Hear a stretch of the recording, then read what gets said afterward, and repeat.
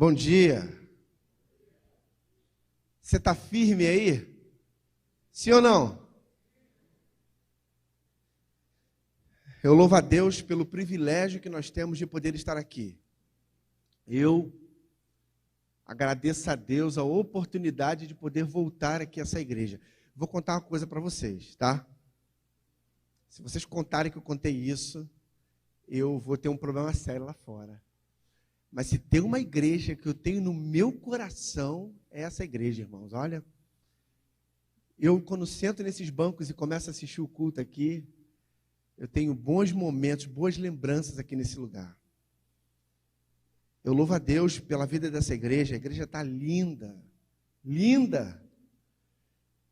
E tenho certeza que depois da obra vai continuar mais linda ainda. Que Deus abençoe.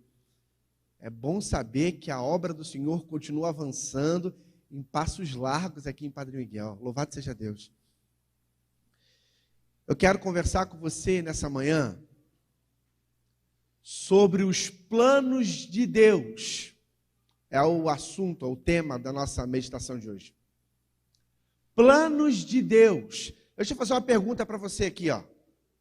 Aí você vai ser sincero para mim. Quem aqui não tem plano nenhum na vida, levanta a mão. Tiago, não tem plano nenhum na minha vida. Estou nem aí, vou viver minha vida, o que acontecer, aconteceu. Tem alguém aqui que vive assim? Graças a Deus, não. Vou te explicar por quê. Porque o que nos mantém vivos, o que faz você se levantar pela manhã, fazer o que precisar ser feito, são os seus sonhos. E quando a gente sonha, a gente começa a fabricar ele aqui, e a gente quer materializar o sonho. E para materializar o sonho, a gente começa a planejar. Não é assim que funciona?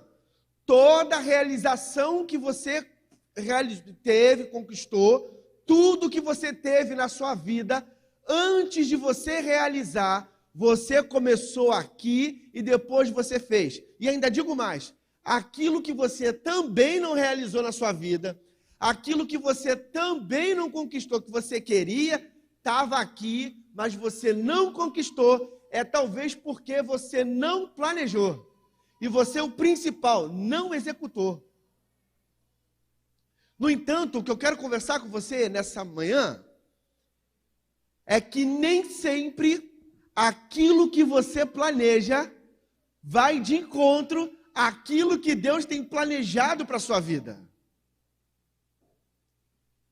Pode parecer redundante o que eu estou dizendo, mas eu quero que você se apegue a isso, porque talvez você que está me ouvindo aí, eu não sei quem é você, mas você sabe que é para você que eu estou falando.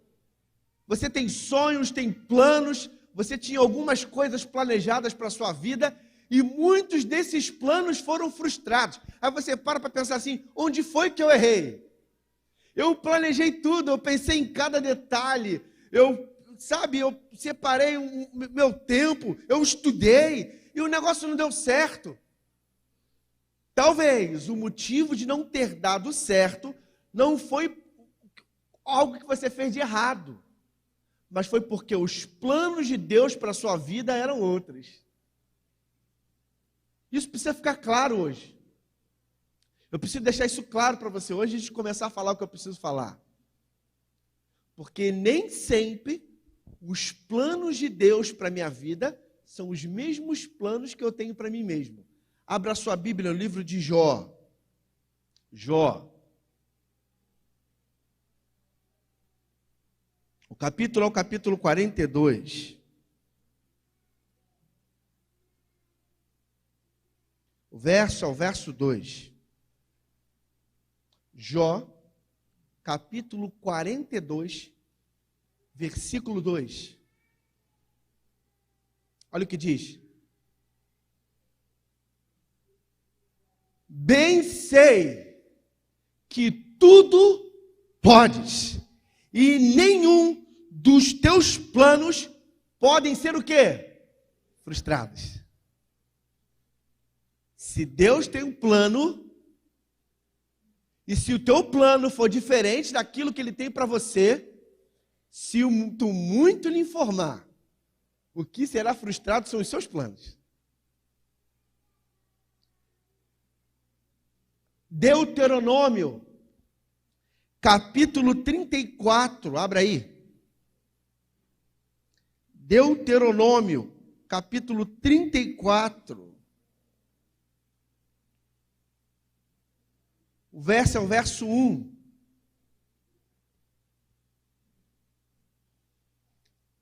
Deuteronômio, capítulo 34, versículo 1. Esses são versos introdutórios. Olha o que diz aqui. Então subiu Moisés das campinas de Moabe ao Monte Nebo, ao cume de Pisga, que está defronte de Jericó. E o Senhor mostrou-lhe toda a terra, desde Gileade até Dan, e todo Naphtali, e a terra do Efraim e Manassés, e toda a terra de Judá, até ao mar último, e o sul, e a campina do vale de Jericó, a cidade das palmeiras de até Zoar. Disse-lhe o Senhor, versículo 4, esta é a terra que jurei a Abraão, a Isaque e Jacó, dizendo, a tua semente a darei. Mostro-te para veres com os teus próprios olhos, porém, não irás para lá.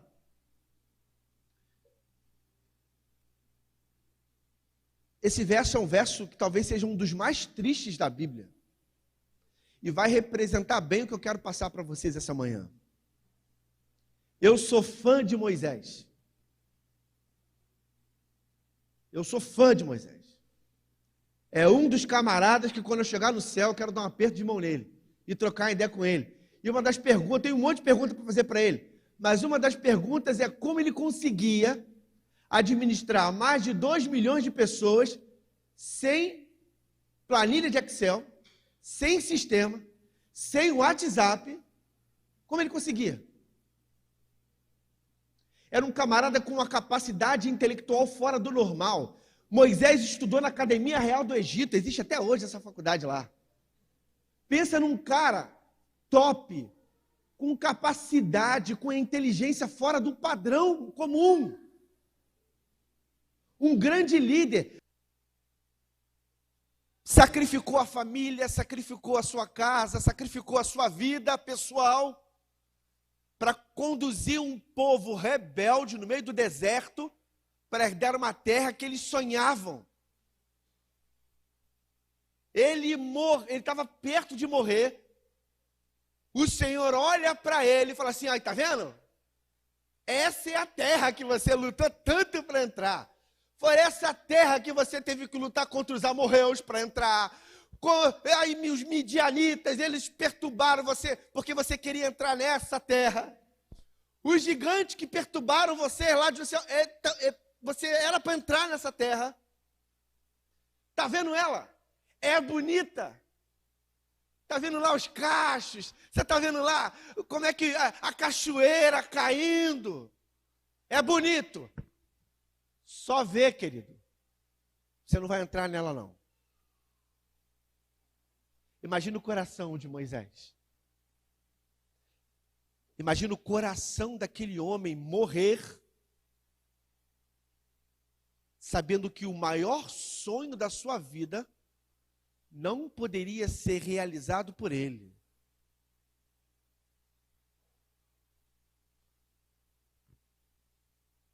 Deus tinha um plano para a vida desse homem. Então, o primeiro ponto que eu quero destacar para você sobre os planos. Para de ficar achando que os planos que você tem hoje para a sua vida é exatamente o que precisa acontecer com você agora. Talvez eu estou falando para alguém que está cheio de mimimi. Eu queria tanto fazer aquilo. Nossa, como eu queria. Você pode ter o sonho que você quiser, queridos. Desde o momento que você entregou a sua vida nas mãos de Deus, e Ele passou a conduzir os seus passos, a tua vontade foi entregue à vontade do Pai. Entende quando o apóstolo Paulo diz assim, ó, eu digo que para mim viver é Cristo e morrer é lucro. Porque ele entendia que a vontade principal da sua vida não estava naquilo que ele queria, mas na vontade de Deus para a vida dele. Então eu preciso contar para você em primeiro lugar, para de mimimi. Nem sempre aquilo que você almeja, você vai alcançar. Principalmente se não for a vontade de Deus. Ele não é o nosso gênio da lâmpada, que você faz aquele negócio lá de gênio da lâmpada, e aí ele tem que realizar 3 desejos. Só que no caso do Senhor, a gente quer que ele realize 1 milhão de desejos. E se ele não corrobora comigo, se ele não faz aquilo que eu quero, eu me rebelo contra Deus. Não de maneira pública, mas no meu coração.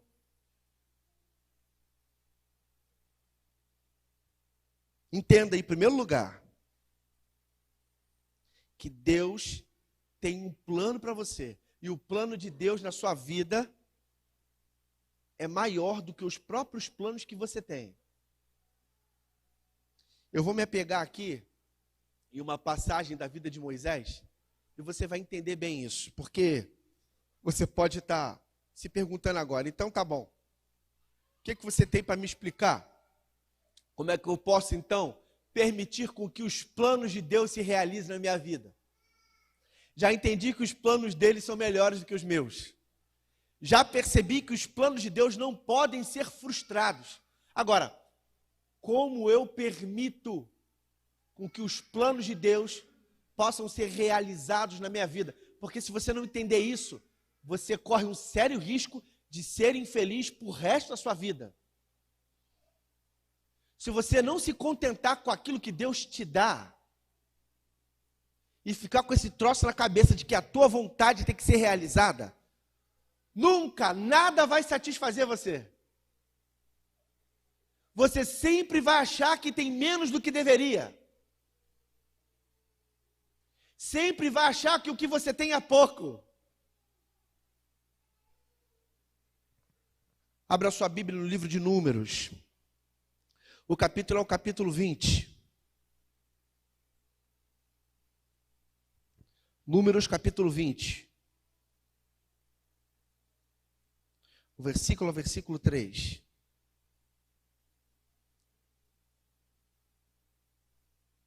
Números capítulo 20, versículo 3. Então a suma é como fazer para que os planos de Deus se realizem em nós. Olha o que diz aqui. E o povo contendeu com Moisés e falaram, dizendo, antes tivéssemos expirado quando expiraram nossos irmãos perante o Senhor. E por que trouxestes a congregação do Senhor a esse deserto? Para que morramos ali, nós e os nossos animais? E por que nos fizeste subir do Egito para nos trazer a esse mau lugar? Lugar não de sementes, nem de figos, nem de vides, nem de romãs, e nem tem água para beber.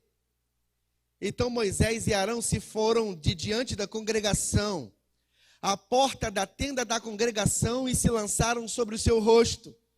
E a glória do Senhor lhes apareceu.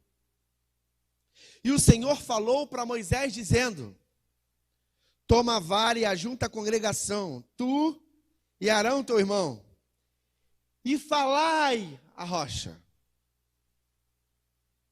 perante os seus olhos, e dará a sua água. Assim lhes tirarás água da rocha, e darás a beber à congregação e aos seus animais. Então Moisés tomou a vara de diante do Senhor, como lhe tinha ordenado.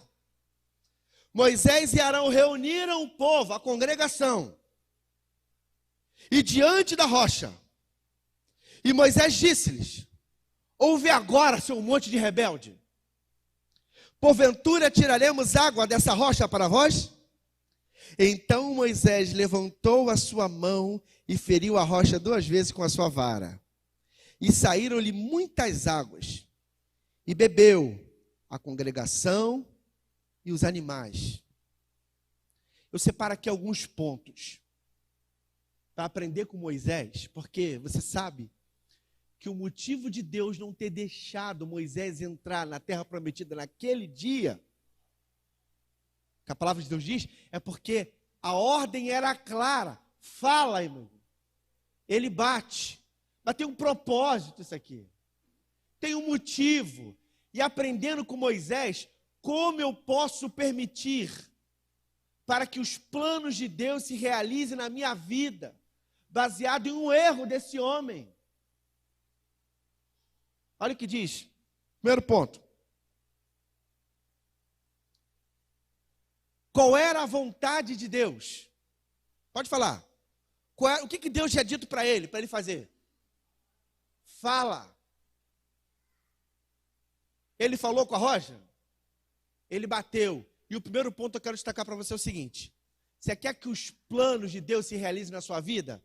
Em primeiro lugar, aceita a vontade de Deus. Para de ficar lutando contra Deus. Se ele falou para você que é sábado, é sábado. Não tem essa conversa fiada, não, mas aí me prova. Não, conversa fiada, irmão. Aceite. Se Deus mandou você ir para a direita, você vai para a direita. Se Deus mandou você ir para a esquerda, você vai para a esquerda. Para que os planos de Deus sejam realizados na minha vida, em primeiro lugar, eu preciso aceitar a vontade de Deus. Porque no momento que eu deixo de aceitar a vontade de Deus, aí eu começo a acreditar que a minha vontade é mais importante do que a dele. Aí eu vou quebrar a minha cara, queridos. Grande parte dos erros que nós cometemos e dos problemas que nós nos metemos é porque nós não ouvimos a vontade de Deus. Quer que os planos de Deus se realizem na sua vida? Para de querer fazer a sua própria vontade e aceita a vontade de Deus. Tiago, tenho dificuldade para perceber a vontade de Deus. É natural que às vezes a gente tenha, por conta do pecado que nós cometemos. Porque eu preciso de sensibilidade espiritual para entender quando é Deus falando comigo e quando não é. E sensibilidade espiritual só acontece através de relacionamento. Relacionamento, eu tenho sensibilidade. Percebam, Moisés, a Bíblia diz que Moisés era o homem mais manso da terra na época dele. O homem mais manso da terra. Se envolveu numa treta com o povo, ficou chateado, nervoso. Quem somos nós, queridos? Eu estou longe de ser o mais manso, longe demais de ser o mais manso da terra. Eu imagino que você também. Se Moisés, que era um homem controlado, teve dificuldade de entender o propósito e permitir com que a vontade de Deus se realizasse na vida dele, quanto mais a gente. Entende? Aceite a vontade do Pai, pois Ele enxerga o futuro. Segundo ponto. A vontade de Deus era que Ele falasse. Só que, como vocês disseram aí para mim, Ele bateu. E em segundo lugar, eu destaco aqui o seguinte: para que os planos de Deus se realizem na nossa vida, não é só aceitar, é obedecer à vontade do Pai. Obedecer, aceitar, tudo bem, eu aceito, legal, eu aceito. Mas não adianta se os seus atos não corresponder com a obediência. Lembra lá de Zaqueu, quando estava em cima da árvore? O plano dele era o seguinte: vou ficar aqui, ele vai aparecer, eu vou olhar para ele. Ele não tinha grandes planos, Zaqueu, não tinha. Você acha que o caminho da casa de Zaqueu até aquela árvore foi tranquilo? Claro que não. Zaqueu era um ladrão. Imagina uma pessoa que rouba, uma pessoa que tira de quem não tem nada, passar aqui na tua frente, ele diz, oi, tudo bem? Claro que você não vai falar coisa errada porque você é crente. Eu espero que não, né? Mas o pensamento fica, pô, esse camarada, que ladrão. O cara roubou da educação, roubou da saúde, roubou disso. Como ele tem coragem? Talvez o clima da saída de Zaqueu, de onde ele estava, para onde ele foi, porque Jesus não ia passar no condomínio chique de Zaqueu, não, querido. Jesus ia passar na periferia, nos lugares pobres da cidade de Jericó. E lá é que estavam os principais clientes de Zaqueu. É lá que estava. Imagina a quantidade de xingamento que aquele cara não recebeu, de humilhação. Eu imagino que alguém agora vai tomar um couro. Vou te pegar. Ele subindo na árvore. Imagina um homem rico, poderoso, subindo numa árvore. Pensa aí agora, sei lá, Silvio Santos. Sei lá, pensa no homem rico. O cara teve que abrir mão do orgulho. Subiu lá. Deus passou por Cristo, passou por ele. Olhou lá e falou assim, ó, amigo, ó, desce, porque hoje eu vou comer na tua casa. Sabe o que a palavra diz? Ele desceu depressa e levou de Cristo para a casa dele. Ele não estava pensando, se eu descer eu vou tomar um couro, aqui está muito alto, eu sou baixinho, pode ser que eu caia. Eu já tentei subir no sicômoro, queridos, é horrível. Eu tentei subir, é horrível. Então, ele não obedeceu. Sabe qual era a ordem de Deus para Moisés? Obedeça, filho. Obedeça. Se Deus disse não, é não. Hoje a gente vive num mundo onde as pessoas querem explicar tudo. Tudo tem que ter explicação. Tem coisas que não tem explicação, queridos. Sinto muito informar. Você que está ouvindo a gente em casa, você que está me ouvindo aqui, existem coisas na vida, principalmente dentro do campo espiritual, que nós precisamos confiar o poder de Deus. Não entender. O dia que eu começar a entender Deus, ele vai deixar de ser Deus. Deus trabalha numa lógica diferente da lógica humana. A minha mente é muito finita, pequenininha, para tentar entender Deus. Não, agora eu quero entender o agir de Deus. Nunca vou entender. Nunca. Agora, se eu confio no poder de Deus, se é Ele quem está dirigindo a minha vida, é Ele que está me conduzindo, eu não quero nem saber. Me leva, Senhor. É assim que a gente tem que pensar. É difícil, não é fácil. Não é fácil. Mas para que os planos de Deus se realizem na nossa vida, nós precisamos obedecer. Você quer que os planos de Deus realizem na sua vida? Obedeça à vontade de Deus. Para de reclamar. Para de ser chato, querido. Para de ser chato, reclamão. Qualquer coisa, tá, vai para o trabalho, toma a moca do chefe o dia inteiro. Aí chega aqui na igreja, qualquer coisinha. Não, eu nunca mais quero voltar nessa igreja, porque... para com isso. Para com essa frescura. A igreja de Deus precisa de gente forte, queridos. Firmes. Você acha que o diabo não perturba e atrapalha a nossa vida? Ele atrapalha, é claro que ele atrapalha. Você acha que ele quer ver obra rolando, pessoas se batizando? Você acha que ele quer ver? Ele não quer ver nada disso, queridos. E ledo engana achar que ele não entra na igreja, claro que ele entra. Que ele não usa a pessoa, é claro que ele usa. Agora, a gente está perdendo o foco. Quer que os planos de Deus se realizem na sua vida? Obedeça à vontade de Deus. Obedece. Obedece, querido. Estou acabando. Penúltimo lugar. Primeiro, então, aceita a vontade do Pai. Segundo lugar, obedeça à vontade do Pai. Era para falar, não era para bater, mas ele bateu. Desobedeceu. Terceiro lugar. E entenda que cada pedido e vontade de Deus tem um propósito. Abra sua Bíblia em 1 Coríntios, capítulo 10. 1 Coríntios, capítulo 10, versículo 4.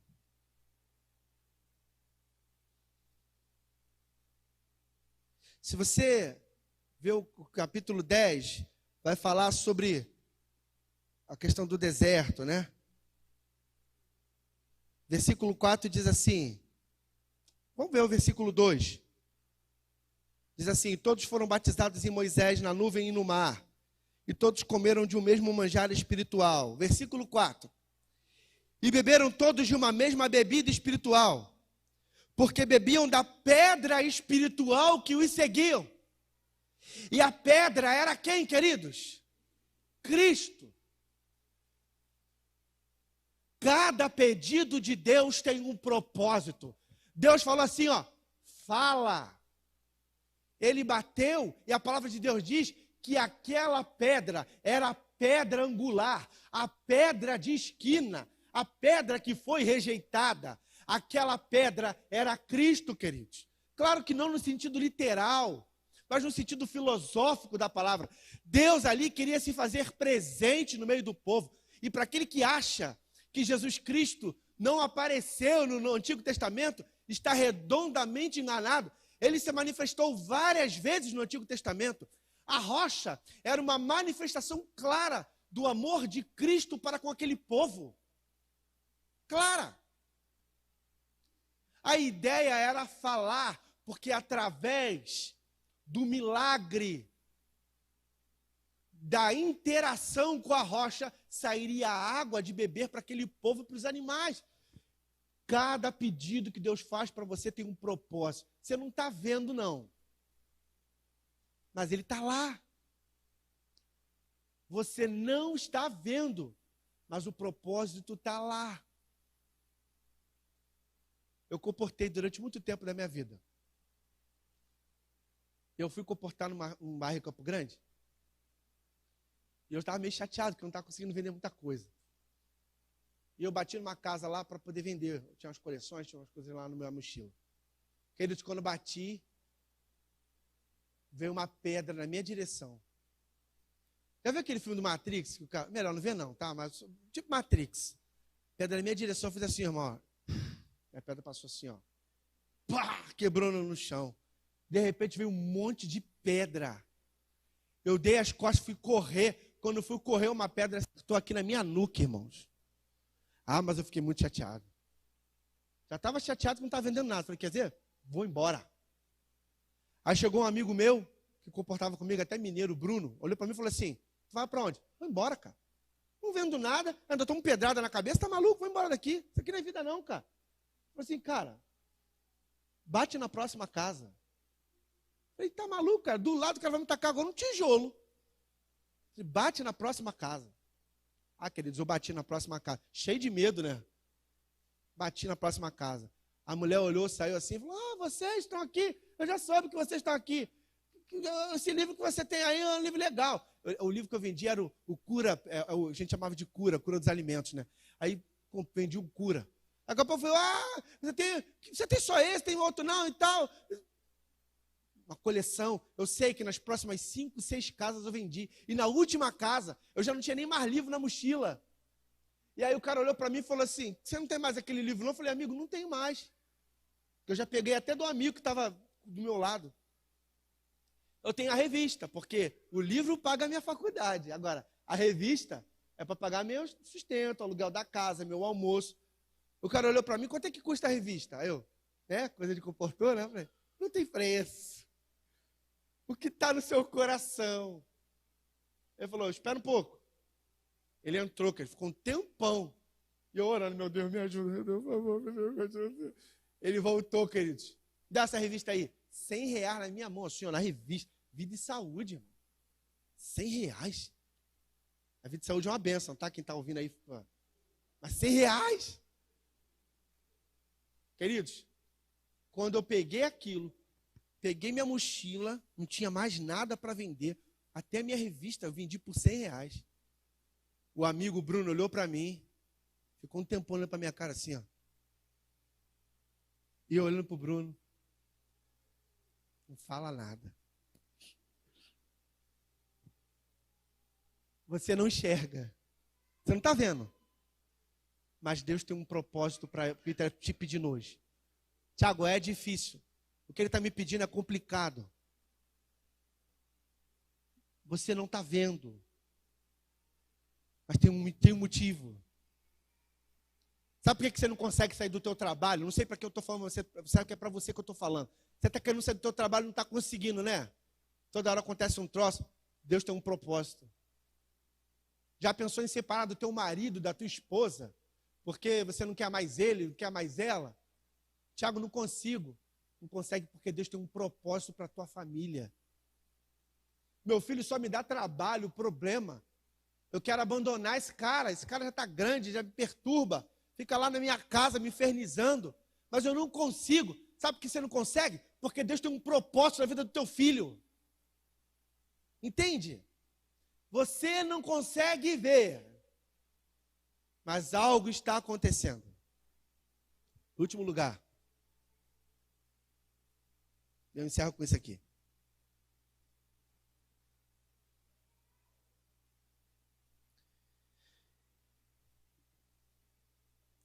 Entenda.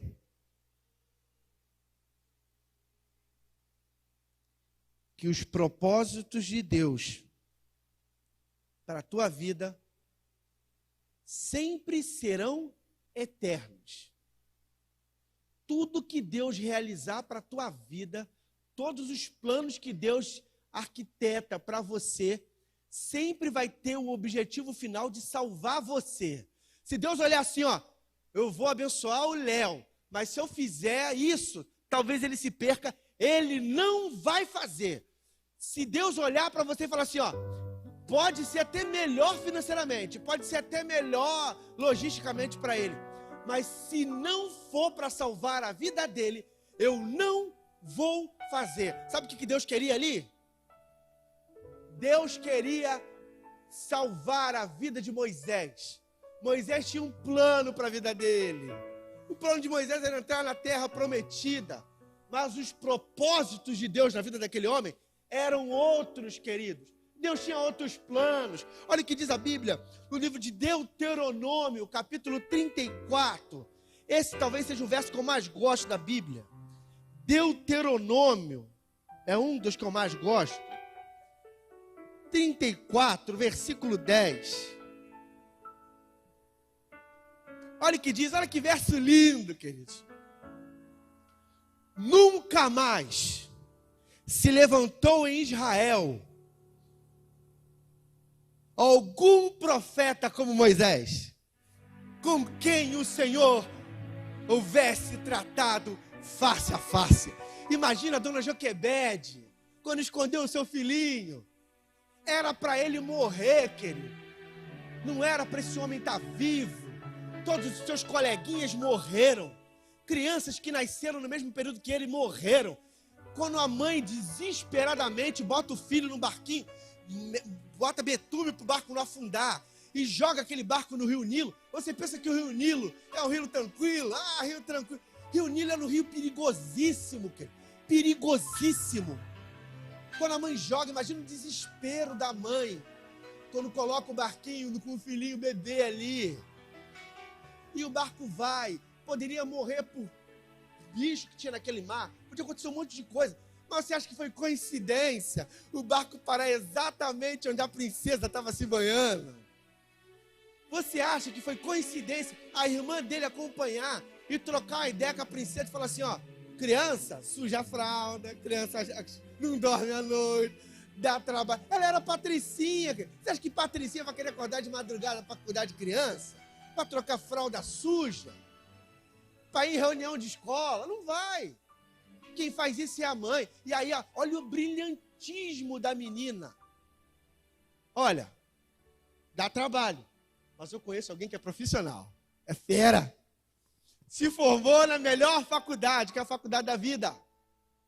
Se você deixar, ela vai deixar ele bonitinho. Quando ele parar de mamar, quando ele começar a fazer as necessidades, as coisinhas dele sozinho, aí você pega e leva.